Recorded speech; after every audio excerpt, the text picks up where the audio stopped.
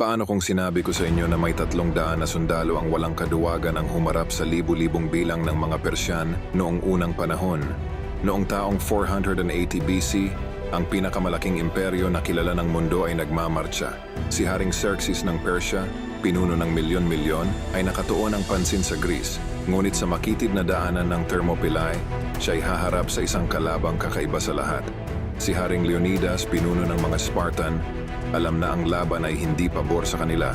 Sila'y kulang sa bilang, 1,000 sa isa, kaya pinili niya ang 300 sa kanyang pinakamagigiting na mandirigma. Bawat isa ay veterano, handang ialay ang buhay para sa Sparta. Sila ang pinakamahusay sa lahat, mga mandirigma na ang pangalan ay babandila sa buong panahon. Sabi ni Leonidas, tayo ay lumaban, hindi para sa karangalan, kundi para sa kalayaan. Para sa Sparta, sa bukang liwayway, umatake ang mga Persyano. Libu-libong mga palaso ang nagdilim sa kalangitan, ngunit nanatiling matatag ang mga Spartan. Ang kanilang mga kalasag na parang bakal na pader.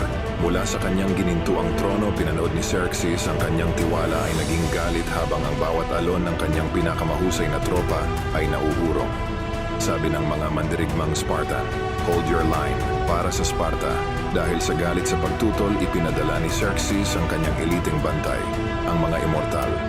Naka-full armor at kinatatakutan ng lahat, sila ay itinuring na di madadaig. Ngunit ang mga Spartan, sa kanilang matinding disiplina at di natutumbasang tapang, nanatiling matatag. Ginawang palikuan ng dugo ang daanan. Sigaw ni Leonidas, "Hindi kami basta lang mga lalaki. Kami ay mga Spartan." Ngunit kahit ang pinakamagigiting ay maaaring matalo sa pagkakatraidor, isang lokal na nagngangalang Ephialtes ang nagtaksil sa mga Spartan. Ibinunyag ang isang tagong daanan sa paligid ng daanan, napapaligiran at kulang sa bilang. Hinarap ni Leonidas at ang kanyang mga tauhan ang kanilang huling labanan. Ang kanilang kapalaran ay natatakan ng pagtataksil. Nagsabi si Ephialtes kay Haring Xerxes, "May daanan dito." Sa pamamagitan ng mga bundok, sa kanilang huling sandali, ang 300 Spartan ay lumaban na parang mga leon. Ang kanilang mga katawan ay bumuo ng pader ng pagtutol laban sa alon ng Persya. Ang kanilang tapang, ang kanilang sakripisyo ay naging isang ilaw ng pag-asa, isang patunay sa kapangyarihan ng tapang at kalooban na lumaban para sa kalayaan. Sa kanilang pagbagsak, sila'y naging mga alamat. Sigaw ni Leonidas, "Para sa Sparta, para sa kalayaan." Inangkin ni Xerxes ang tagumpay, ngunit ito'y hungkag.